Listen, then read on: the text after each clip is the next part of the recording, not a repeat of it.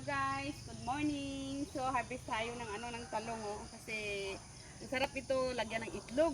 Yep. Yeah. So ito ang ang buhay ng probinsya. So magtanim ka, may anihin ka, di ba?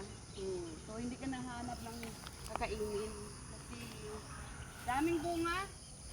Kaya nga sarap talaga. Tinan mo yung mga bunga. Yan, dami-dami. Yan po. Ay nako.